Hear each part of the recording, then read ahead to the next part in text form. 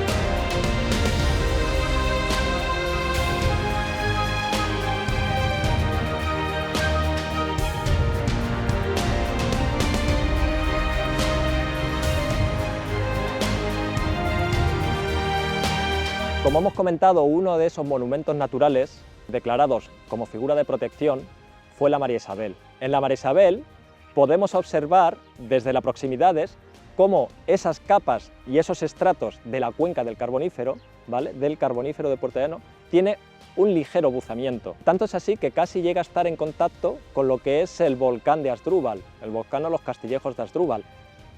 Es curioso porque aquí estamos viendo cómo dos épocas geológicas, dos periodos geológicos tan distantes entre sí, llegan a solaparse prácticamente en uno. En este caso, este buzamiento que tiene el Carbonífero de Puerto Llano de la María Isabel, aparte de encontrar mucho material fosilífero, vemos esa importancia de esos afloramientos, de esos estratos, y cómo llega a estar en contacto prácticamente con este vulcanismo neógeno cuaternario, que también ha sido relevante para declarar el geoparque en toda la zona del campo de Calatrava.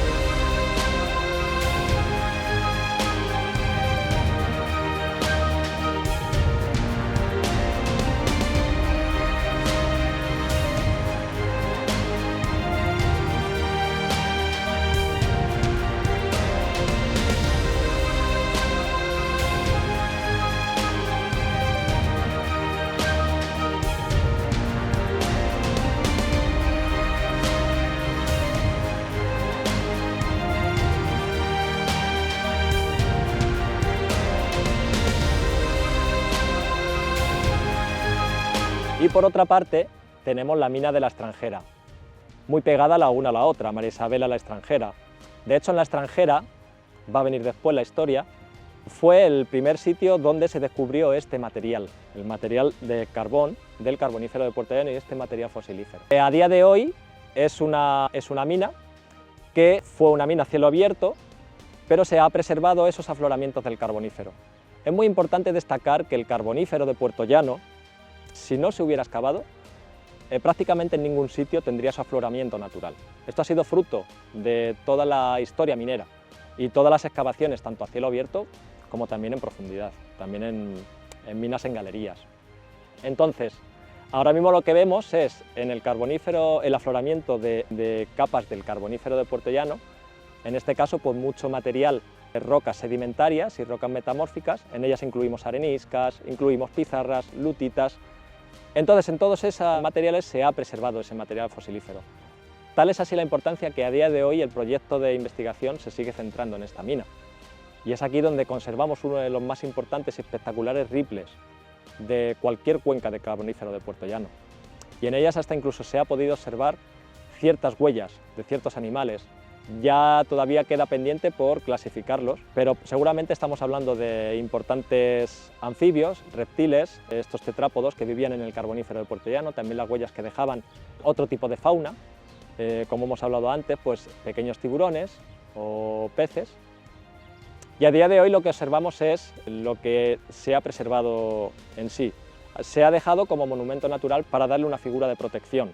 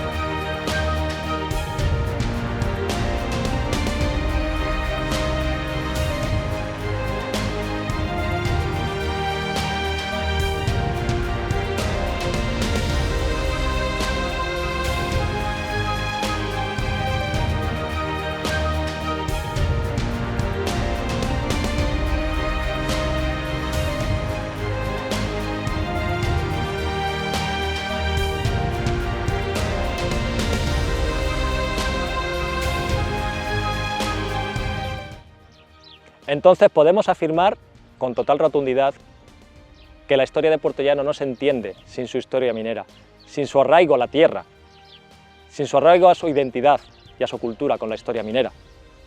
Es lo que le ha llevado al final a incluirse dentro del proyecto del Geoparque, que a día de hoy, gracias a la concesión de la UNESCO, somos oficialmente Geoparque Volcanes de Calatrava.